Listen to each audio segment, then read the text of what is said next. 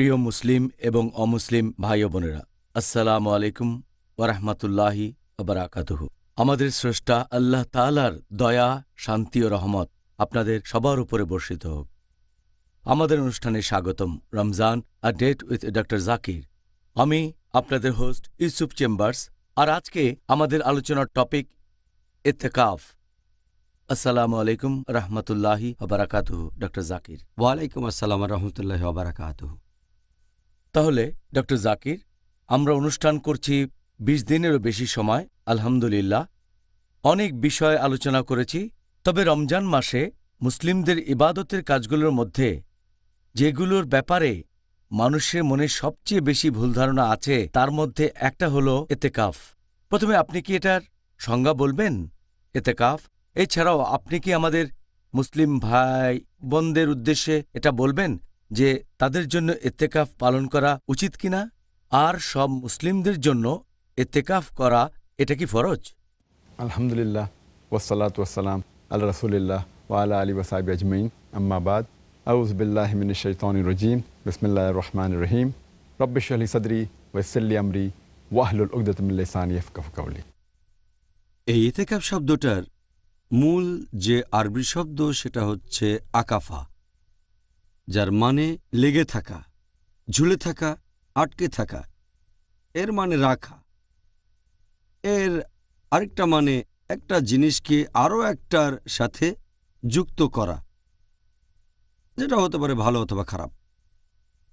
আর পবিত্র কোরআনে বলা হয়েছে সূরা আম্বিয়া অধ্যায় নম্বর ২১ আয়াত নম্বর ৫২, সেখানে ইব্রাহিম আলাইহিস সালাম তিনি তার বাবাকে বলছেন আর তার সম্প্রদায়কে বললেন যে তোমরা যেসব মূর্তির পূজা করো, সে সময় তারা বিভিন্ন রকম মূর্তি পূজা করত। তিনি বললেন যে মূর্তির পূজা করো, এখানে আরবি শব্দটা আকিফুন, যে মূর্তির সাথে তোমরা লেগে থাকো, যার সাথে আটকে থাকো। এখানে শব্দটা ব্যবহার করা হয়েছে একটা নেগেটিভ জিনিস বোঝাতে। এছাড়াও অনেক আয়াতে এটা পজিটিভ জিনিস বোঝাচ্ছে। সূরা বাকারা অধ্যায় ২ আয়াত ১২৫, সূরা বাকারা অধ্যায় ২ আয়াত ১৮৭। লিসানুল আরব অনুযায়ী এই ইতিকাফ শব্দটার মানে সম্পূর্ণভাবে একজনকে কোনো কিছুর সাথে যুক্ত করা।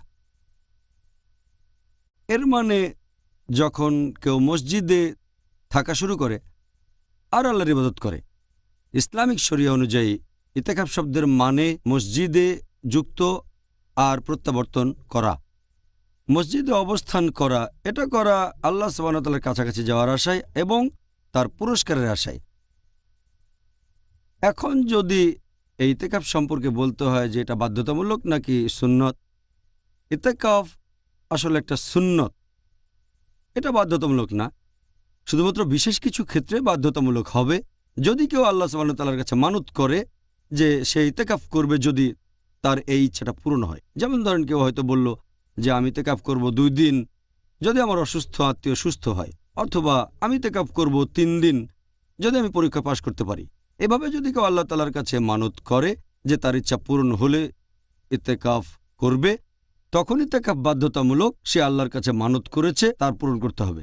এটা বাদে এমনিতে ইতিকাফ সুন্নত, তবে এটা হচ্ছে সুন্নতে মুআক্কাদা, মানে খুবই গুরুত্বপূর্ণ সুন্নত। আর একটা হাদিস এটা আছে সহিহ বুখারীতে, খণ্ড নম্বর ৮, বুক অব ওথস অ্যান্ড ভাউজ, হাদিস নাম্বার ৬৬৯৬। আল্লাহ সুবহানাহু ওয়া তাআলার রাসূল বলেছেন যে যদি কেউ প্রতিজ্ঞা করে যে আল্লাহ তাআলাকে সে মান্য করবে তাহলে সেটা মেনে চলবে, আর যদি কেউ প্রতিজ্ঞা করে যে আল্লাহ তাআলাকে অমান্য করবে তখন সেটা মেনে চলবে না। আরও একটা হাদিস হযরত ওমর রাদিয়াল্লাহু আনহু, এটা আছে সহিহ বুখারীতে, খণ্ড নম্বর ৮, বুক অব ওথস অ্যান্ড ভাউজ, হাদিস নম্বর ৬৬৯৭। হযরত ওমর রাদিয়াল্লাহু আনহু তিনি বলেছেন আল্লাহ সুবহানাহু ওয়া তাআলার রাসূলকে যে আমি মানত করেছিলাম সেই অজ্ঞতার যুগে ইসলাম গ্রহণের আগে যে এক রাতের জন্য মসজিদে হারামে ইতিকাফ করব। নবী তখন বললেন মানত পূরণ করো, কারণ মানতটা ছিল ভালো, আল্লাহ তাআলাকে মেনে চলা। নবী বললেন পূরণ করো। এছাড়াও পবিত্র কোরআনে অনেক আয়াতে ইতিকাফের কথা বলা হয়েছে। পবিত্র কোরআনে সূরা বাকারা অধ্যায় নম্বর ২ আয়াত ১২৫ আল্লাহ বলছেন ইব্রাহিম আলাইহিস সালাম আর ইসমাইল আলাইহিস সালামকে যে হে ইব্রাহিম এবং ইসমাইল, ওনারা শান্তিতে থাকুন, আল্লাহর জন্য তোমরা কাবা ঘরকে পবিত্র রাখো, যেটা আল্লাহ সুবহানাহু ওয়া তাআলার ঘর। কারণ মানুষ কাবার চারপাশে প্রদক্ষিণ করে আর সেখানে থাকে, তারা ইতিকাফ করে, মসজিদে প্রত্যাবর্তন করে। আর বিশ্বাসীদের অনেকে আল্লাহ তাআলার ইবাদত করতে গিয়ে রুকু করে এবং সিজদায় যায়। এখানে ইতিকাফ বা প্রত্যাবর্তন শব্দটা আছে। এরপর আরও আছে সূরা বাকারা অধ্যায় 2 আয়াত 187, তখন তোমরা স্ত্রীর সঙ্গত হইও না যখন মসজিদে প্রত্যাবর্তন করবে, যখন মসজিদে ইতিকাফ করবে। আর ইতিকাফ প্রসঙ্গে অনেক হাদিস আছে, যেমন সহিহ বুখারী খণ্ড নম্বর 3 বুক অফ ইতিকাফ হাদিস নাম্বার 2026। হযরত আয়েশা রাদিয়াল্লাহু আনহা, আমাদের নবীর স্ত্রী, তিনি বলেছেন যে নবী রমজান মাসের শেষ 10 দিন মসজিদে গিয়ে ইতিকাফ করতেন। নবী মারা যাওয়ার পরে নবীর স্ত্রীগণও এভাবে ইতিকাফ করতেন। তাহলে ইতিকাফ শুধু মানত করলে বাধ্যতামূলক, এমনিতে সাধারণভাবে এটা সুন্নত, তবে খুবই গুরুত্বপূর্ণ সুন্নত। আপনি কি আমাদের বলবেন যে ইত্তেকাফ করার প্রধান উদ্দেশ্য বা লক্ষ্যটা কি? প্রধান উদ্দেশ্য, প্রধান লক্ষ্য ইতিকাফের হচ্ছে লাইলাতুল কদরকে খোঁজা। আর একটা হাদিস, এটা আছে সহিহ মুসলিমে খণ্ড নম্বর 2 বুক অব ফাস্টিং হাদিস নাম্বার 2627। এখানে বলা হয়েছে নবী মুহাম্মদ সাল্লাল্লাহু আলাইহি সাল্লাম ইতিকাফ করলেন রমজান মাসের প্রথম 10 দিন। তারপর বলা হয়েছে যে নবী ইতিকাফ করলেন রমজানের মাঝের 10টা দিন। ছিলেন একটা টার্কিশ তাঁবুতে, সেখানে একটা মাদুর ঝুলছিল। এরপর নবী সেই তাঁবুর ভেতর থেকে মুখ বের করলেন আর তিনি বললেন যে আমি সবেমাত্র জানতে পারলাম ফেরেশতার মাধ্যমে সেই মহান রাত মানে লাইলাতুল কদর পড়বে রমজান মাসের শেষ 10 দিনে। তাই যারা আমার সাথে ইতিকাফ কন্টিনিউ করতে চায় তারা করতে পারে। এই হাদিসের ভিত্তিতে আমরা জানতে পারি যে ইতিকাফ করার প্রধান উদ্দেশ্য হচ্ছে লাইলাতুল কদরকে খোঁজা। আর এ ব্যাপারে গত এপিসোডে বলেছি, আল্লাহ পবিত্র কোরআনে বলেছেন, এটা সূরা কদর অধ্যায় নম্বর 97 আয়াত নম্বর 3, লাইলাতুল কদর খায়রুম মিন আলফি শাহর, যার মানে এই লাইলাতুল কদর এটা 1000 মাসের চেয়েও উত্তম। তার মানে এর মহত্ব, ক্ষমতা 1000 মাসের চেয়েও অনেক বেশি। আর যদি ইবাদত করেন লাইলাতুল কদরের রাতে, এটা 1000 মাস ধরে আল্লাহর ইবাদত করার চেয়েও অনেক ভালো। এটাকে 12 দিয়ে ভাগ করেন, সেটা হবে 83 বছরেরও বেশি। তার মানে যদি একটা রাতে লাইলাতুল কদরে আল্লাহর ইবাদত করেন, তাহলে সেটা 83 বছরের ইবাদতের চেয়েও অনেক ভালো হবে। আর এই সময়টা মানুষের গড়পড়তায়ও চেয়েও বেশি। তাহলে প্রধান উদ্দেশ্য হচ্ছে লাইলাতুল কদরকে খোঁজা। এছাড়াও আমি একটা হাদিসের কথা বলেছি, এটা সহিহ মুসলিম। আর বুঝতে পারছেন যে নবী মুহাম্মদ সাল্লাল্লাহু আলাইহি সাল্লাম যেহেতু তিনি লাইলাতুল কদরকে খুঁজতেন, সেজন্য ইতিকাফ করেছেন সারা মাস, প্রথম 10 দিন, মাঝের 10 দিন, শেষের 10 দিন। তারপর তিনি জানতে বললেন ফেরেশতার মাধ্যমে যে লাইলাতুল কদর পড়বে রমজানের শেষ 10 দিনে। এছাড়াও আমরা জানতে পারি যে সাহাবীগণ নবীকে অনুসরণ করতেন এই পবিত্র রমজানের শুরু থেকে একেবারে শেষ পর্যন্ত। ওনারা নবী মুহাম্মদ সাল্লাল্লাহু আলাইহি ওয়াসাল্লামের প্রতি এতটাই অনুগত ছিলেন। আর এছাড়াও আরেকটা হাদিস আছে সহিহ মুসলিমে খণ্ড নম্বর 2 বুক অব ফাস্টিং হাদিস নাম্বার 2625। নবী মুহাম্মদ সাল্লাল্লাহু আলাইহি ওয়াসাল্লাম সাহাবীগণকে বললেন, তোমরা যারা আমার সাথে ইতিকাফ কন্টিনিউ করতে চাও তারা করতে পারো, এটাকে বাধ্যতামূলক করেননি।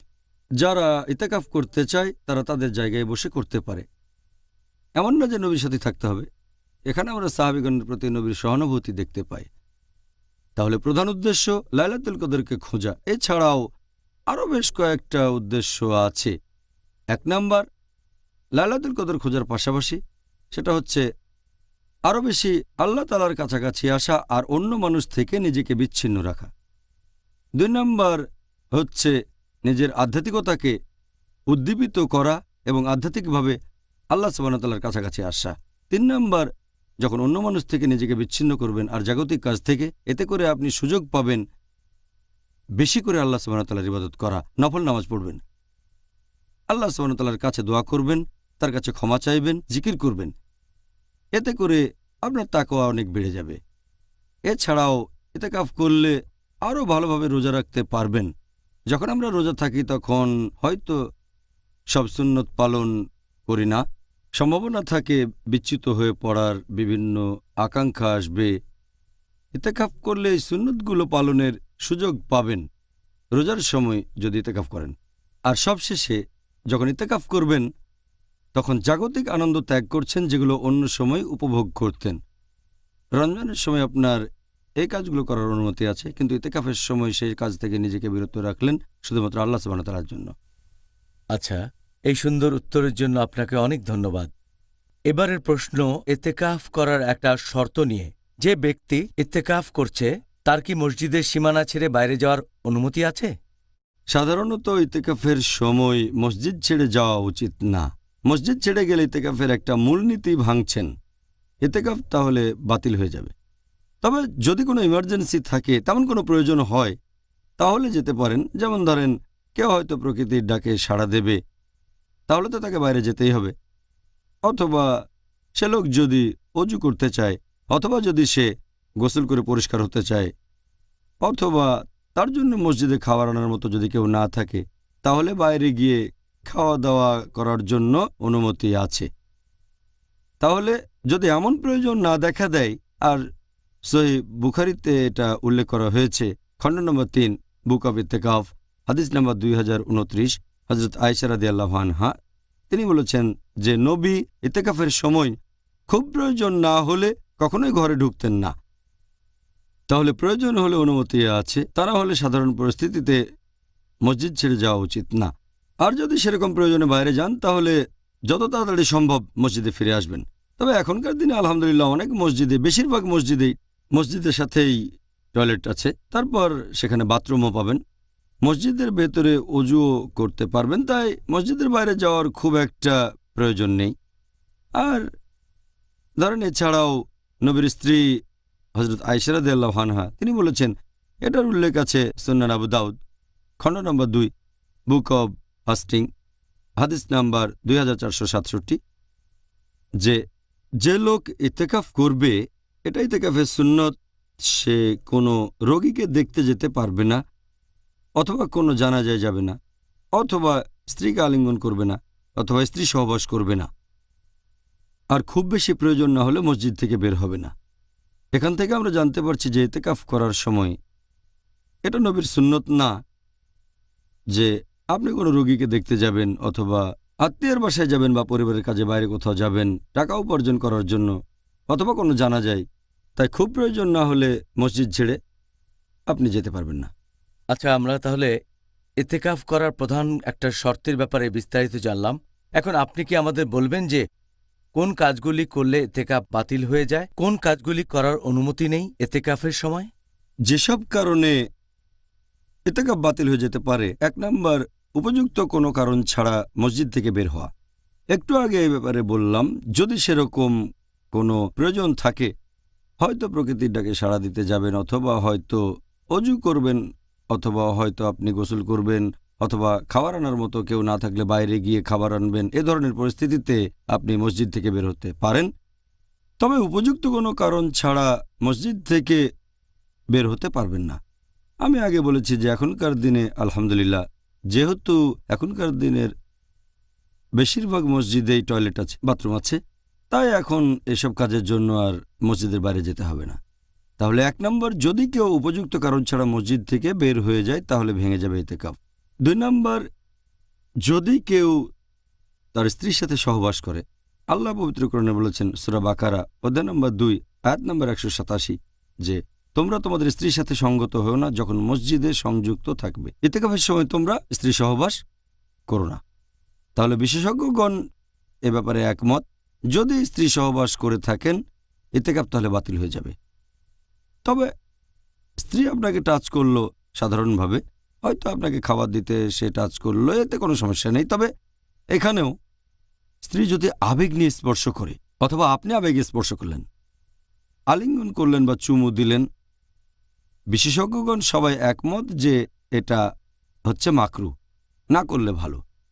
কিছু বিশেষজ্ঞগণ বলেন ইতেকাফ ভেঙে যাবে, ইতেকাফ বাতিল হয়ে যাবে। তাহলে বিশেষজ্ঞগণের মধ্যে মতভেদ আছে। আমি আলিঙ্গন করছি অথবা স্ত্রীকে চুমু দিচ্ছি, এতে কি আসলে ইতেকাফ ভেঙে যাবে? কারণ পবিত্র কোরআনে সূরা বাকারা অধ্যায় 2 আয়াত 187 এখানে শব্দটা মুবাশশারা, যে তোমাদের স্ত্রীর সাথে সঙ্গত হও না।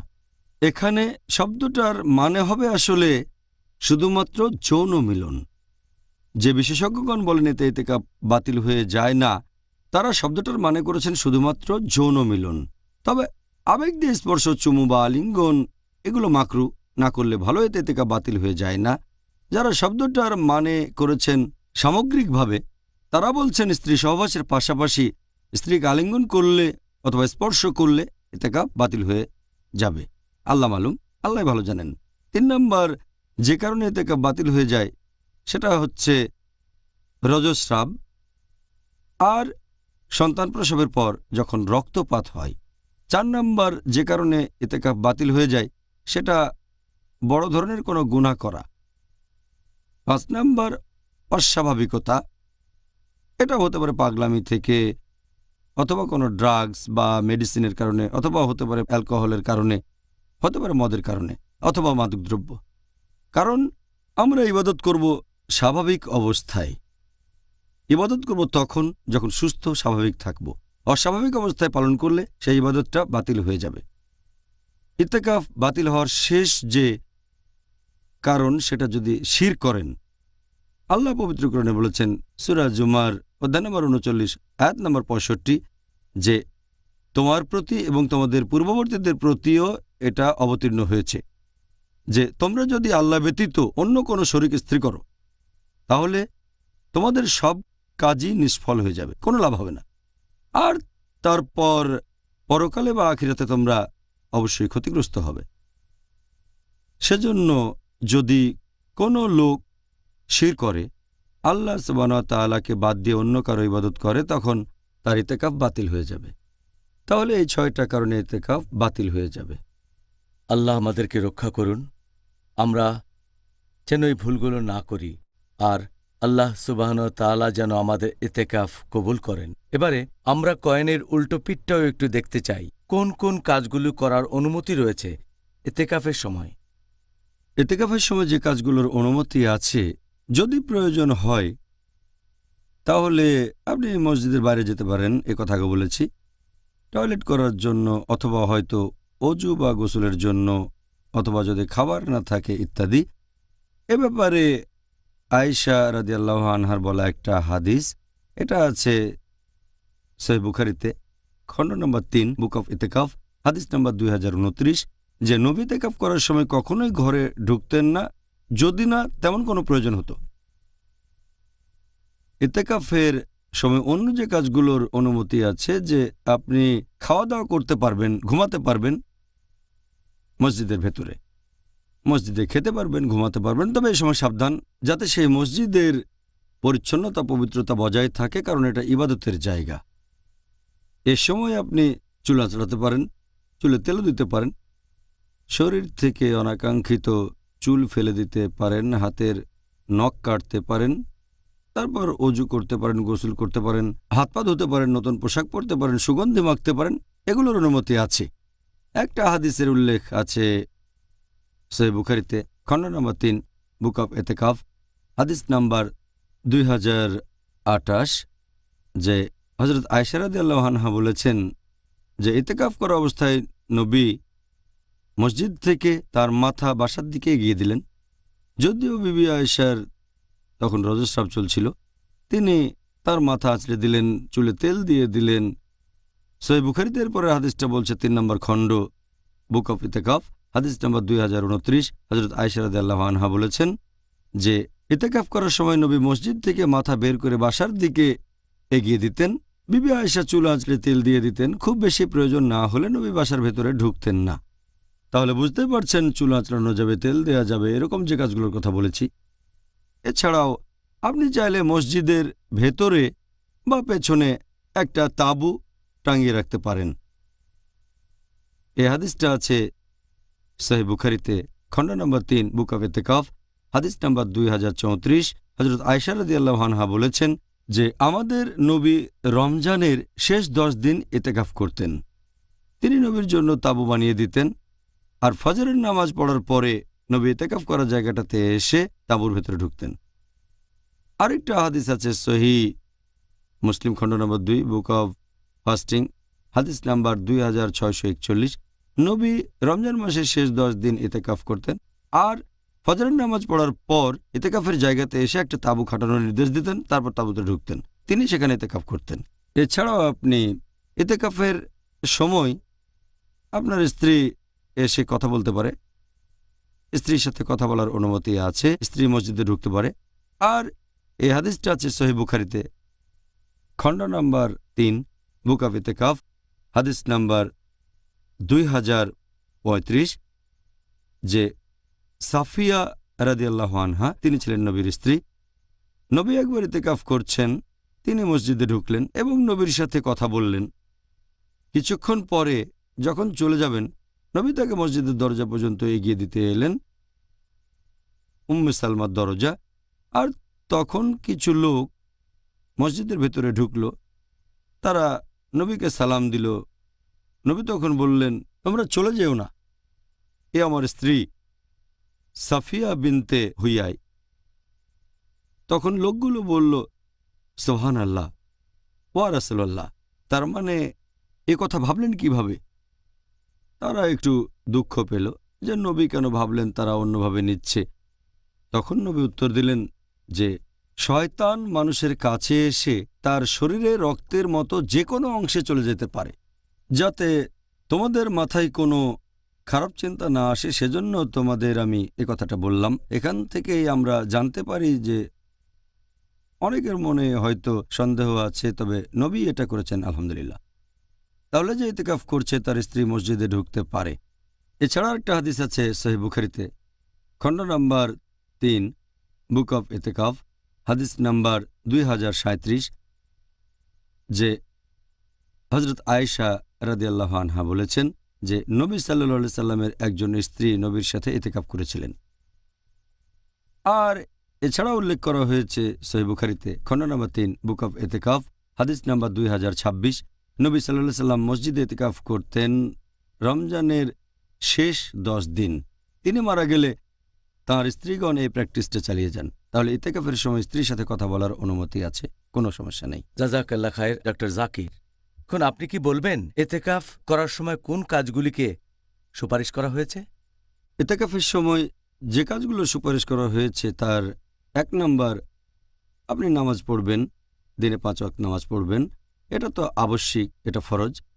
এছাড়াও ইতিকাফের সময় পড়বেন নফল নামাজ, যত বেশি পড়তে পারবেন ততই ভালো হবে। নফল সুন্নত যত পড়তে পারেন এটা করলে ভালো ইতিকাফের সময়। 3 নাম্বার হচ্ছে আল্লাহ সুবহানাহু ওয়া তাআলার কাছে দোয়া করবেন, যত বেশি পারেন আল্লাহ তাআলার কাছে ক্ষমা প্রার্থনা করবেন। 4 নাম্বার আল্লাহ তাআলার কাছে ক্ষমা প্রার্থনা করবেন। ইতিকাফের সময় আমরা আল্লাহ সুবহানাহু ওয়া তাআলার কাছে ক্ষমা চাইব। 5 নাম্বার এ সময় আল্লাহর জিকির করবেন, বলবেন সুবহানাল্লাহ, আলহামদুলিল্লাহ, সমস্ত প্রশংসা আল্লাহ তাআলার। 6 নাম্বার এ সময় তাকবীর আর কালেমা পড়তে পারেন, আল্লাহু আকবার। 7 নাম্বার নবী মুহাম্মদ সাল্লাল্লাহু আলাইহি ওয়াসাল্লামের প্রশংসা করে বিভিন্ন দোয়া পড়তে পারেন। 8 নাম্বার পবিত্র কোরআন তেলাওয়াত করবেন। 9 নাম্বার আরবিতে কোরআন পড়ার পাশাপাশি এর তাফসির পড়বেন আপনারা।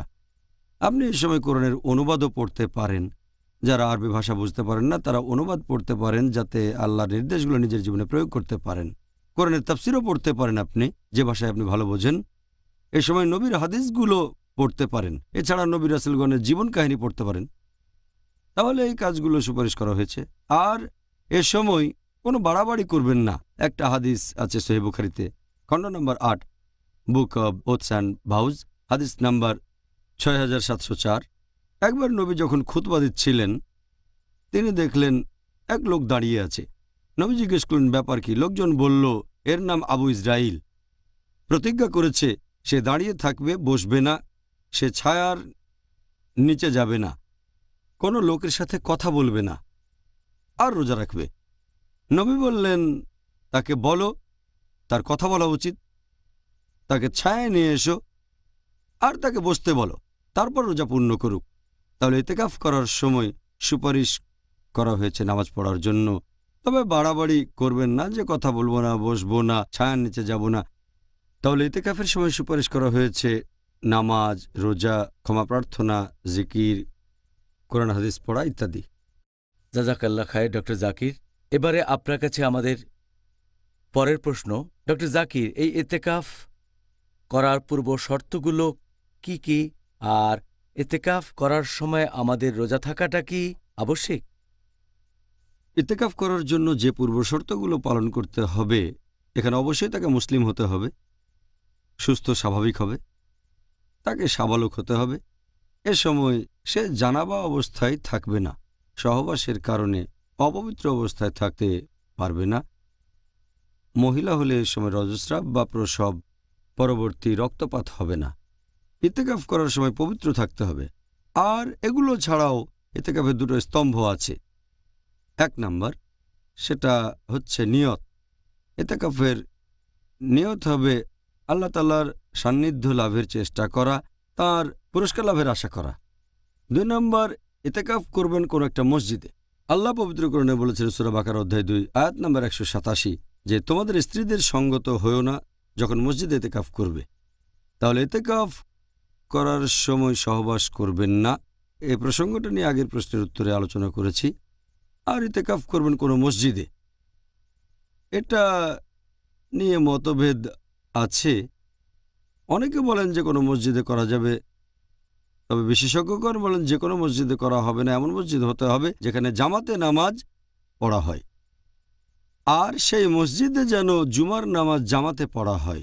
কারণ যদি সেখানে জামাতে নামাজ না পড়া হয় আর যদি কেউ সেখানে ইতেকাফ করে, তাহলে হয় সে জামাত ছাড়া নামাজ পড়বে, যেটা ঠিক না, অথবা অন্য মসজিদে তাকে নামাজ পড়তে যেতে হবে। ইতেকাফের উদ্দেশ্য ঠিক থাকবে না। তাই বেশিরভাগ বিশেষজ্ঞ বলেন এমন মসজিদ হবে যেখানে নিয়মিতভাবে জামাতে নামাজ পড়া হয়, আর বিশেষ করে যেন জুমার নামাজ জামাতে পড়া হয়। আর ইতেকাফের একটা পূর্ব শর্ত, এটা বলেছেন হযরত আয়েশা রাদিয়াল্লাহু আনহা, আছে সুনান আবু দাউদে, খণ্ড নাম্বার 2 বুক অব ফাস্টিং, হাদিস নাম্বার 2467, যে ইতেকাফ যে করে তার জন্য এটা সুন্নত। সে কোনো রোগী দেখতে যাবে না, কোনো জানাজায় যাবে না, অথবা স্ত্রীকে আলিঙ্গন করবে না, মেলামেশা করবে না, আর মসজিদ ছেড়ে বাইরে যাবে না যদি না বিশেষ কোনো প্রয়োজন হয়।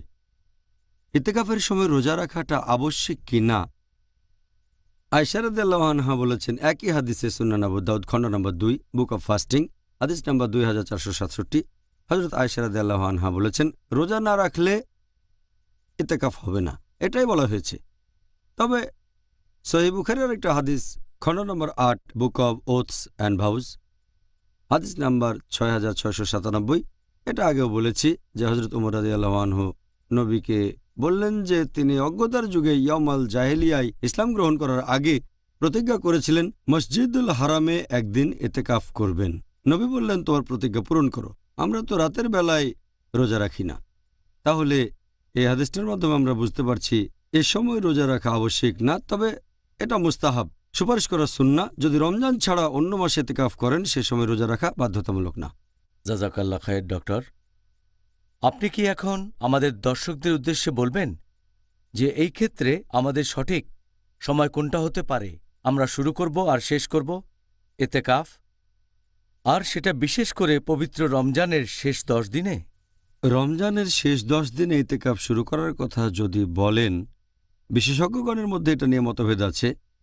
একদল বিশেষজ্ঞ, তাদের মধ্যে আছেন আল আউজাই, তারপর সাউরি বা ইমাম আল লাইস, আল্লাহ তাদের শান্তিতে রাখুন, তারা বলেন যে ইতেকাফ শুরু হওয়া উচিত ফজরের নামাজের পর 21তম রাতে। এই হাদিসটা উল্লেখ আছে সহিহ বুখারীতে খণ্ড নম্বর 3 অধ্যায় ইতেকাফ হাদিস নাম্বার 2034 এবং 2041, যে হযরত আয়েশা রাদিয়াল্লাহু আনহা তিনি বলেছেন যে নবী রমজানের শেষ 10 দিন ইতেকাফ করতেন, আর আমি তার জন্য তাঁবু খাটিয়ে দিতাম। ফজরের নামাজের পরে নবী ইতেকাফ করার জন্য সেখানে এসে তাঁবুর ভেতরে ঢুকতেন। এই হাদিসের উপর ভিত্তি করে যে নবী সাল্লাল্লাহু আলাইহি সাল্লাম ফজরের নামাজের পর ইতেকাফের জায়গায় এসে তাঁবুর ভেতরে ঢুকতেন, এই বিশেষজ্ঞগণ বলেন যে ইতেকাফ শুরু হবে ফজরের নামাজের পরে। শেখ বিন বাজও একই মত পোষণ করেন, আল্লাহ তাকেও শান্তিতে রাখুন। ইতেকাফ কখন শুরু হবে এর উত্তরে তিনি বলেছেন ফজরের নামাজের পর রমজান মাসের 21তম দিনে। যদি শেষ 10 দিন ইতেকাফ করতে চান, এটার ভিত্তিও আয়েশা রাদিয়াল্লাহু আনহার এই হাদিস। তবে বেশিরভাগ বিশেষজ্ঞ, অন্যান্য বিশেষজ্ঞগণ, এদের মধ্যে 4 জন ইমামও আছেন, ইমাম আবু হানিফা, ইমাম মালিক, ইমাম শাফি, ইমাম আহমদ ইবনে হাম্বল, আর বেশিরভাগ বিশেষজ্ঞই বলেন যদি আপনি রমজানের শেষ 10 দিন ইতেকাফ করতে চান, ইতেকাফ শুরু করবেন সূর্য ডুবে যাওয়ার আগে। এটা করবেন 21তম রাতে, কারণ দিন শুরু হয় সূর্যাস্ত দিয়ে। তাহলে যদি শেষ 10 দিন ইতেকাফ করতে চান, শুরু করবেন সূর্য ডোবার আগে। আর তারা বলেন ইতেকাফ করার প্রধান উদ্দেশ্যটা বা লক্ষ্যটা হচ্ছে পবিত্র লাইলাতুল কদরকে খোঁজা। আর লাইলাতুল কদর হবে রাতের বেলায়। তাহলে যদি শেষ 10 রাত ইতেকাফ করেন, তার মধ্যে 21তম রাতটাও পড়বে। যেহেতু নবী বলেছেন, আর এ সম্পর্কে আমি আগেও বলেছি, তোমরা লাইলাতুল কদরকে খুঁজবে রমজান মাসের শেষ 10টা বেজোড় রাতে। এর মধ্যে 21তম রাতও আছে। যদি ফজরের নামাজের পর শুরু করেন, 21তম রাত মিস হবে। তাই বেশিরভাগ বিশেষজ্ঞ বলেন ইতেকাফ শুরু করবেন 21তম রাতের সূর্য ডোবার আগে। আর হযরত আয়েশা রাদিয়াল্লাহু আনহা যে বর্ণনা দিয়েছেন সহিহ বুখারী খণ্ড নাম্বার 3 বুক অফ ইতেকাফ হাদিস নাম্বার 2034 ও হাদিস নাম্বার 2041, যে নবী মুহাম্মদ সাল্লাল্লাহু আলাইহি সাল্লাম রমজান মাসে শেষ 10 দিন ইতেকাফ করতেন। আমি তার জন্য তাঁবু খাটিয়ে দিতাম। নবী ফজরের নামাজ পড়তেন আর ফজরের নামাজ শেষে ইতেকাফের জায়গাতে আসতেন। এখন বিশেষজ্ঞগণ বলেন যে এই হাদিসটা কোথাও বলছে না যে নবী ইতেকাফ শুরু করতেন ফজরের নামাজের পরে। বলা হয়েছে ফজরের নামাজের পর তিনি ইতেকাফের জায়গাতে আসতেন, কারণ নবী সাল্লাল্লাহু আলাইহি সাল্লাম ফজরের নামাজের পরে একটু একা থাকতে চেয়েছিলেন। বিশেষজ্ঞগণ বলেন যে এখানে আসলে বোঝানো হচ্ছে যদি নবী 21তম রাত থেকে ইতেকাফ শুরু করেছেন সূর্য ডোবার আগে, তাহলে নবী মসজিদে ঢুকতেন সূর্য ডোবার আগে 21তম রাতে। ইতেকাফ শুরু হয়েছে সূর্য ডোবার আগে, তবে তিনি মসজিদে ইবাদত করেছেন, তারপর ইতেকাফের জায়গাতে আসলেন সেই তাঁবুতে, কারণ তিনি ফজরের নামাজের পর একটু অন্যান্য লোকজন থেকে আলাদা থাকতে চেয়েছিলেন। তাহলে এই ব্যাপারে সঠিক দৃষ্টিভঙ্গি, যেটা বেশিরভাগ বিশেষজ্ঞ বলেন, ইতেকাফ শুরু হবে 21তম রাতের সূর্য ডোবার আগে। তার মানে 20তম দিনে ইফতার করার আগে ইতেকাফ শুরু হবে। 20তম রোজাটা আপনি পালন করলেন ইফতার করার আগে, সূর্য ডোবার আগে ইতেকাফ শুরু করলেন। আর শেখ উসাইমিন, আল্লাহ তাকে শান্তিতে রাখুন, তাকে জিজ্ঞেস করা হলো রোজার শেষ 10 দিন ইতেকাফ কখন শুরু হবে। তিনি সেটাই বললেন যেটা বেশিরভাগ বিশেষজ্ঞ বলেছেন, এটা শুরু হবে সূর্য ডোবার আগে 21তম রাতে, তার মানে 20তম দিনের ইফতার করার আগে। তিনিও কারণগুলো একই বলেছেন। এরপর ইতেকাফ শেষ হওয়ার কথা যদি বলেন, অধিকাংশ বিশেষজ্ঞ বলেন ইতেকাফ শেষ হবে সর্বশেষ রোজার সূর্য ডুবে যাওয়ার পরে। যদি রমজানে 29টা দিন হয়, তাহলে 29তম দিনের সূর্যটা ডুবে যাওয়ার পরে, তার মানে শাওয়ালের প্রথম দিন শুরু হলো, তখন ইতেকাফ শেষ হয়ে যাবে। আর 30 দিন হলে 30তম রোজা শেষ হওয়ার পর সূর্য ডুবে গেলে ইতেকাফ শেষ হয়ে যাবে। তবে এখানে সব বিশেষজ্ঞ একমত যে এটা হচ্ছে মুস্তাহাব, কারণ কিছু সাহাবা ছিলেন যারা তারপরেও ইতেকাফ করে যেতেন ঈদের নামাজ পর্যন্ত। এটার উপর ভিত্তি করে বেশ কিছু বিশেষজ্ঞ বলেন যে এটা হচ্ছে মুস্তাহাব, এটা করলে ভালো, যে ঈদের আগের দিন রাতেও ইতেকাফ করবেন, তার মানে শাওয়ালের প্রথম দিন, সেদিন ফজরের নামাজ পড়বেন, তারপর ঈদের নামাজ পড়ে বাসায় চলে যাবেন। যদি ঈদের নামাজটা অন্য কোথাও আদায় করেন, কোনো ঈদগাহে পড়েন, তাহলে গোসল করে নামাজ পড়বেন, তারপর বাসায় চলে যাবেন। এটা করলে ভালো। তবে সব বিশেষজ্ঞই একমত যে ইতেকাফ শেষ হয়ে যাবে রমজান মাসের শেষ সূর্যাস্তের পর, সেটা হতে পারে 29 বা 30টা দিন। জাযাকাল্লাহ খায়ের। এই উত্তরের জন্য আপনাকে অনেক ধন্যবাদ। অনেক সময় এরকম একটা প্রশ্ন চলে আসে যে ইতেকাফ এটা কি শুধুমাত্র পবিত্র রমজান মাসের শেষ 10 দিনই করতে হবে, নাকি অন্য যে কোনো সময়েও এটা করা যাবে? কি বলেন? ইতেকাফ রমজান মাসের শেষ 10 দিনেই শুধু করতে হবে কি না, এটা আবশ্যিক না। আগেও বলেছি ইতেকাফ হচ্ছে সুন্নত, যদি না মানত করেন এটা সুন্নাহ। ইতেকাফ বছরের যে কোনো সময় করতে পারেন। তবে ইমাম আন-নাওয়ী তিনি বলেছেন সেরা ইতেকাফ হচ্ছে রোজা অবস্থায়, তার মানে রমজান মাসে। আর রমজান মাসে সেরা হচ্ছে শেষ 10 দিন। সবচেয়ে ভালো ইতেকাফ হচ্ছে রমজানের শেষ 10 দিন, তবে রমজানের অন্য দিনগুলোতেও বছরের অন্য সময়েও ইতেকাফ করতে পারেন। একবার শেখ আলবানিকে জিজ্ঞেস করা হয়েছিল যে ইতেকাফ কি অন্য সময় করা যাবে নাকি শুধু রমজানের শেষ 10 দিনই করতে হবে। তিনিও একই উত্তর দিয়েছেন যে এটা হচ্ছে আসলে মুস্তাহাব, করলে ভালো, যে রমজানের শেষ 10 দিনে ইতেকাফ করবেন, লাইলাতুল কদরকে খুঁজবেন, তাহলে ইতেকাফ রমজানের যে কোনো দিন বা বছরের যে কোনো দিন করা যায়। সহিহ বুখারীতে বলা হয়েছে, খণ্ড নম্বর 8, বুক অব ওথস অ্যান্ড ভাউজ, হাদিস নাম্বার 6697, হজরত উমর রাদিয়াল্লাহু আনহু অজ্ঞতার যুগে আয়ামে জাহেলিয়ায় ইসলাম গ্রহণ করার আগে মানত করেছিলেন যে মসজিদুল হারামে এক রাত তিনি ইতেকাফ করবেন। শুনে নবী বললেন, পূরণ করো। তার মানে হজরত উমর রাদিয়াল্লাহু আনহু ইতেকাফ করেছেন। মসজিদে তখন রোজা ছিল না। আরেকটা হাদিস আছে সহিহ মুসলিমে, খণ্ড নম্বর 2, বুক অব ফাস্টিং, হাদিস নাম্বার 2641, যে নবী ইতেকাফ করতেন শাওয়াল মাসের প্রথম 10 দিন। আরেকটা হাদিস আছে সহিহ মুসলিম, খণ্ড নম্বর 2, বুক অব ফাস্টিং, হাদিস নাম্বার 2627, যে আমাদের নবী পুরো রমজান মাস ধরেই ইতেকাফ করতেন। রমজানের প্রথম 10 দিন, তারপর মাঝের 10 দিন, তারপর শেষের 10 দিন। আরও একটা হাদিস আছে সহিহ বুখারী, খণ্ড নম্বর 3, বুক অফ ইতেকাফ, হাদিস নাম্বার 2044, যে নবী মারা যাওয়ার আগে শেষ রমজানে 20 দিন ইতেকাফ করেছিলেন। তার মানে শেষ ইতেকাফ করেছেন তিনি মারা যাওয়ার আগে, তার জীবনের শেষ রমজানে করেছিলেন শেষ 20 দিন। এছাড়াও আরেকটা হাদিস আছে যে ফেরেশতা জিবরাইল নবীকে কোরআন পড়ে শুনিয়েছেন 2 বার, এজন্য 20 দিন ইতেকাফ করেছেন।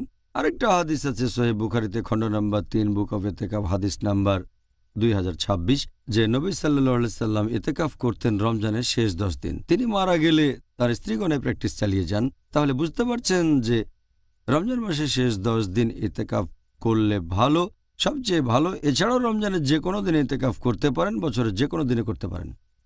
জাজাকাল্লাহ খায়ের ডক্টর। এবার আপনার সাথে ইন্টারভিউ পর্বের শেষ প্রশ্ন, যেটার টপিক হলো ইতেকাফ। যে ইতেকাফ করলে আমরা কেমন পুরস্কার পেতে পারি? আপনি যদি ইতেকাফের পুরস্কারের কথা বলেন, আবু দাউদ রাদিয়াল্লাহু আনহু তিনি ইমাম হাম্বলকে জিজ্ঞেস করেছিলেন, আল্লাহ তাকে শান্তিতে রাখুন, যে ইতেকাফ করার পুরস্কারটা কি। তিনি বললেন, আমি কোনো পুরস্কারের কথা জানি না, কিছু হাদিস জানি যেগুলো জয়ীফ। এটা আবু দাউদের মাসাইলে উল্লেখ আছে। এরকম অনেক জয়ীফ হাদিস আছে যেখানে ইতেকাফের পুরস্কারের কথা বলা হয়েছে। যেমন ধরেন, এরকম একটা জয়ীফ হাদিস আছে যেটাকে জয়ীফ বলেছেন আলবানী। এটা উল্লেখ করা হয়েছে ইবনে মাজায়, যে কেউ যদি ইতেকাফ করে আর পুরস্কারের আশা করে এবং গুনাহ না করে, তাহলে সে তার করা সব ভালো কাজের জন্য এখানে পুরস্কার পাবে। শেখ আলবানী এই হাদিসটাকে জয়ীফ বলে মত দিয়েছেন ইবনে মাজা। এরকম একটা হাদিস আছে, সেটাও জয়ীফ। বলা হয়েছে, যদি কেউ ইতেকাফ করে একদিন আর আল্লাহর কাছে পুরস্কার আশা করে, আল্লাহ তখন সেই লোক এবং দোজখের আগুনের মধ্যে 3টা পরীক্ষা খুঁড়বেন। এক একটা পরীক্ষা চওড়াই হবে পৃথিবীর পূর্ব থেকে পশ্চিম পর্যন্ত। এই হাদিসটাকেও শেখ আলবানী জয়ীফ বলেছেন। আরেকটা হাদিস ইতেকাফের পুরস্কার নিয়ে কথা বলছে, এটাও জয়ীফ। এখানে বলা হয়েছে, যদি কেউ ইতেকাফ করে একদিন, আনুগত্যের সাথে পুরস্কারের আশায় তার সব গুনাহ ক্ষমা করা হবে। এই হাদিসটাও জয়ীফ হাদিস। তবে কিছু সহিহ হাদিসও আছে, যেমন এটা আছে সহিহ বুখারীতে, খণ্ড নম্বর 3, বুক অব লাইলাতুল কদর, হাদিস নম্বর 2014, যে যদি কেউ কদরের রাতে ইবাদত করে আনুগত্যের সাথে আল্লাহর পুরস্কারের আশায়, তার আগের সব গুনাহ ক্ষমা করা হবে। তাহলে যদি আপনি ইতেকাফ করেন, সেটা লাইলাতুল কদর হলে ইনশাআল্লাহ। তবে শুধু ইতেকাফ নিয়ে এমন কোনো হাদিস নেই যে সব গুনাহ ক্ষমা করা হবে। আরেকটা হাদিস আছে যেটাকে বলা হয়েছে মওদু, শেখ আলবানীর মতে, যদি কেউ রমজানের শেষ 10 দিন ইতেকাফ করে, সেটা 2 হজ আর 2 উমরা পালনের সমান। এই হাদিসটাকে বলা হয়েছে মওদু শেখ আলবানীর মতে। এমন কোনো হাদিস নেই যেটা সহিহ আর যেখানে ইতেকাফের কথা বলা হয়েছে। তবে সাধারণ কিছু হাদিস, এমন একটা হাদিস আছে সহিহ বুখারীতে, খণ্ড নাম্বার 8, হাদিস নাম্বার 6502, এখানে বলা হয়েছে নফল ইবাদতগুলোর গুরুত্ব সম্পর্কে, যে কেউ যদি ফরজ পালন করে তারপর নফল পালন করে, আল্লাহ বলেছেন সে আমার আরও কাছে আসে। নফল কাজের মধ্যে আছে দোয়া করা, ক্ষমা প্রার্থনা করা, নফল নামাজ, ইতিকাফও আছে। যদি কেউ নফল পালন করে, আল্লাহ বলেছেন, নবী আমাদের জানিয়ে দিয়েছেন যে আল্লাহর কাছাকাছি আসে, আর আমি তখন তার শ্রবণ শক্তি হয়ে যায় যেটা দিয়ে সে শোনে, তার দৃষ্টিশক্তি হই যেটা দিয়ে সে দেখে, তার হাত যেটা দিয়ে কিছু ধরে, পা যেটা দিয়ে সে হাঁটে, আর সে যে কামনা করে আমি তা পূরণ করি। তাহলে এমনিতে নফল পালন করলে বেশ কিছু পুরস্কার পাবেন, তবে ইতিকাফের উপর নির্দিষ্ট করে আমার জানা মতে কোনো সহিহ হাদিসে কিছু বলা হয়নি। ভালো। আল্লাহ সুবহানাহু ওয়া তাআলা যেন আমাদের সবাইকে উৎসাহিত করেন, সবাইকে সুযোগ দেন যেন আমরা রমজান মাসের শেষ 10 দিনে ইনশাআল্লাহ। ইতেকাফ করতে পারি ইনশাআল্লাহ। আল্লাহ তাআলা যেন আমাদেরকে রমজানের শেষ 10 দিন ইতেকাফ করার মাধ্যমে এর উপকারগুলো অর্জনের একটা সুযোগ দেন। ডক্টর জাকির, অনুষ্ঠানের এই পর্যায়ে আমরা ইন্টারভিউ পর্বটা শেষ করেছি। এবারে আমরা আলোচনা করব আমাদের দর্শকদের পাঠানো প্রশ্নগুলো নিয়ে। আর এই ব্যাপারটা আপনিও জানেন, সত্যি বলতে আমার চাইতেও আরও ভালো জানবেন। আপনার কাছে দর্শকরা হাজার হাজার চিঠি পাঠিয়েছে, আর দুর্ভাগ্যজনকভাবে এই সবগুলো প্রশ্নের উত্তর দেওয়া আমাদের পক্ষে ঠিক সম্ভব নয়। তবে আমরা এর মধ্য থেকে অনেক প্রশ্ন নিয়ে আলোচনা করব যেগুলো আমাদের কাছে গুরুত্বপূর্ণ বলে মনে হয়েছে দর্শকদের কাছ থেকে যে প্রশ্নগুলো পেয়েছি। তাহলে ডক্টর, এখন আমরা এই টপিকের উপর দর্শকদের পাঠানো প্রশ্নগুলো নিয়ে আলোচনা করব। তাহলে পরের প্রশ্ন, আমরা মুসলিমরা কি একটা ছোট্ট বা অল্প সময়ের জন্য ইত্তেকাফ করতে পারি? ইতিকাফের সময়সীমার ব্যাপারে কোনো ধরাবাঁধা নিয়ম নেই। ইতিকাফ পালন করতে পারেন কম সময় বা বেশি সময় ধরে, কোনো সমস্যা নেই। বেশিরভাগ বিশেষজ্ঞ বলেন ইতিকাফ অল্প সময় হতে পারে, মাত্র 1 ঘন্টা। আর ইবনে আজম রাদিয়াল্লাহু আনহু বলেছেন যে ইতিকাফ 1 ঘন্টার জন্যও হতে পারে। তবে কিছু বিশেষজ্ঞ বলেন ইতিকাফ করতে হবে কমপক্ষে 1 দিন বা কয়েকদিন। তারা বলেন 1 ঘন্টা খুব কম সময়, একটা দিন পূর্ণ হচ্ছে না। তবে বেশিরভাগ বিশেষজ্ঞ বলেন ইতিকাফ অল্প সময়ের জন্য করা যায়, কয়েক ঘন্টা, 1 দিন, কয়েকদিন, 1 সপ্তাহ, 10 দিন, 1 মাস, সে লোকের উপর নির্ভর করবে। ইতিকাফের সময়সীমার কোনো নির্দিষ্ট নিয়ম নেই। জাযাকাল্লাহ খায়ের ডক্টর। পরের প্রশ্ন, মহিলাদের ক্ষেত্রে কি বাড়িতে ইতেকাফ করার অনুমতি আছে? ইতিকাফ প্রসঙ্গে পবিত্র কোরআনের একটা আয়াত, সূরা বাকারা অধ্যায় 2 আয়াত 187 বলা হয়েছে, তোমরা তোমাদের স্ত্রীদের সাথে সঙ্গত হও না যখন তোমরা মসজিদে ইতিকাফরত অবস্থায় থাকবে। যেহেতু পবিত্র কোরআনে বলা হয়েছে মসজিদের কথা, তাই পুরুষদের জন্য নিয়ম হচ্ছে মসজিদ ইতিকাফ করতে হবে সেখানেই, আর মহিলাদের ক্ষেত্রে এই নিয়মটা একই রকম। তবে কিছু বিশেষজ্ঞ বলেন যে ইতিকাফ বাসায় করা যাবে। মহিলারা যেখানে ইবাদত করে, একটা হাদিস এরকম বলছে যে ভেতরের ঘরে নামাজ পড়ার চেয়ে বাইরের ঘরে নামাজ পড়া বেশি ভালো, তার চেয়ে উঠোনে ভালো, তার চেয়ে মসজিদে ভালো। তবে তার মানে এই না মসজিদ এর মানে যেখানে সিজদা দেন। মসজিদ শব্দটার অর্থ যেখানে সিজদা দেন। তবে পবিত্র কোরআন যখন মসজিদের কথা বলছে, সূরা বাকারা অধ্যায় 2 আয়াত 187, এখানে মসজিদের কথাই বোঝানো হচ্ছে, সিজদার জায়গা না। কারণ ভেতরের ঘরে আমরা জামা কাপড় বদলাই, তারপর সহবাস পরবর্তী জানাবা অবস্থায় থাকি। তাই মহিলাদের ইতিকাফের ব্যাপারে বিশেষজ্ঞগণ বলেন যে তারা ইতিকাফ করতে চাইলে মসজিদে করবে। এই কথাটা অনেক হাদিসেও আছে, যেমন একটা সহিহ হাদিস, সহিহ বুখারী খণ্ড নাম্বার 3, বুক অফ ইতিকাফ, হাদিস নাম্বার 2026, হযরত আয়েশা রাদিয়াল্লাহু আনহা বলেছেন, নবী রমজান মাসের শেষ 10 দিন ইতিকাফ করতেন। তিনি মারা গেলে তার স্ত্রীগণ এই প্র্যাকটিস চালিয়ে যান। নবীর স্ত্রীগণ ইতিকাফ করেছেন মসজিদে, এমন কোনো এভিডেন্স নেই যে তারা বাড়িতে ইতিকাফ করেছেন। আচ্ছা, ভালো, এটা জেনে খুব ভালো লাগলো। এবারে পরের প্রশ্ন করেছেন আমাদের একজন দর্শক যে কেউ যদি ইতিকাফ ভেঙে ফেলে, এজন্য কি তাকে কাফফারা দিতে হবে? ইতিকাফ ভেঙে ফেলার কাফারা দেওয়ার কথা যদি বলেন, যেহেতু এটা ঐচ্ছিক ইবাদত, আপনি যদি ইতিকাফ ভেঙে ফেলেন এখানে কাফারা দিতে হবে না। ভালো হয় যদি পারেন পরে ইতিকাফ করবেন। যদি কেউ আবশ্যিক ইতিকাফ পালন করে, যদি সে মানত করে ইতিকাফ করবে 2 দিন, যদি পরীক্ষায় পাশ করে, তারপর যদি সেটা ভেঙে ফেলে তাহলে অন্য সময়ে পূরণ করতে হবে, কারণ সে প্রতিজ্ঞা করেছে, এটা ফরজ ইতিকাফ। আর ঐচ্ছিক ইতিকাফের কথা বললে কাফারা আবশ্যিক না, তবে যদি ঐচ্ছিক ইতিকাফ ভাঙেন পরে করতে পারলে ভালো, কিন্তু এটা আবশ্যিক না। আচ্ছা, পরের প্রশ্ন, ডক্টর জাকির, স্ত্রী ইতিকাফ করলে তার স্বামীর কি সেখানে বাধা দেওয়ার অধিকার আছে? ইতিকাফ একটা ঐচ্ছিক ইবাদত, আর ইতিকাফ করতে গেলে একজন মহিলাকে মসজিদে যেতে হবে। সেজন্য সেই মহিলার স্বামী কিছুটা অসুবিধায় পড়তে পারে। তাই কোনো মহিলা ইতেকাফ করতে চাইলে স্বামীর অনুমতি নেওয়াটা উচিত, কারণ স্বামীর কিছু অসুবিধা হতে পারে। আর স্বামী যদি অনুমতি দেয়, সে চাইলে স্ত্রীকে ডেকে আনতে পারে যদি প্রয়োজন হয়।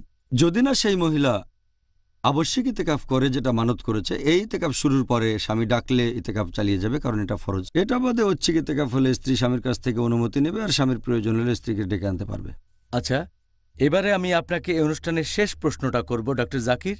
আমরা কি কাউকে কিছু শেখাতে পারবো অথবা লেকচার দিতে পারবো যখন আমরা করছি এতেকাফ? আমি আগেও বলেছি যে ইতেকাফের সময় সুপারিশ করা কাজগুলো হচ্ছে নামাজ পড়া, নফল নামাজ পড়া, দোয়া করা, ক্ষমা প্রার্থনা করা, তারপর জিকির করা, পবিত্র কোরআন পড়া। তাহলে এই কাজগুলোই করা উচিত। তবে কেউ যদি কিছু শিখতে চায়, বিশেষ করে ইসলাম ধর্মের ব্যাপারে, তখন শেখালে কোনো সমস্যা নেই। অথবা একটা লেকচার দিলেন আপনি, অথবা কাউকে কিছু শেখালেন ইসলাম ধর্মের বিভিন্ন নিয়ম কানুন, এর অনুমতি আছে, কারণ আপনি শেখাচ্ছেন কিভাবে আল্লাহ তাআলার কাছাকাছি যাওয়া যায়। জাযাকাল্লাহ খায়ের ডক্টর জাকির। আমরা আজকের অনুষ্ঠানের শেষ পর্যায়ে চলে এসেছি। আপনাকে অনেক ধন্যবাদ। আল্লাহ তাআলা যেন পুরস্কৃত করেন আপনাকে, আমাকে আর আমাদের দর্শকদেরকে ইত্তেকাফ করার উপর এই অনুষ্ঠানটা দেখার জন্য। জাযাকাল্লাহ খায়ের। ভাই ও বোনেরা, আশা করি আপনারা এই অনুষ্ঠানটা যথেষ্ট উপভোগ করেছেন আর উপকৃত হয়েছেন, এবং ডাক্তার জাকির নায়েকের বলা উত্তরগুলো থেকে আপনারা প্রয়োজনীয় শিক্ষা গ্রহণ করবেন আর নিজেদের জীবনে সেগুলো প্রয়োগ করবেন, যার টপিক ছিল ইত্তেকাফ। আগামীকাল আমাদের আলোচনার টপিক রমজান, আত্ম উন্নয়ন ও ইসলাহ দেয়ার মাস। তাহলে আগামীকাল আবার দেখা হবে। আসসালামু আলাইকুম রাহমাতুল্লাহি ওয়া বারাকাতুহু।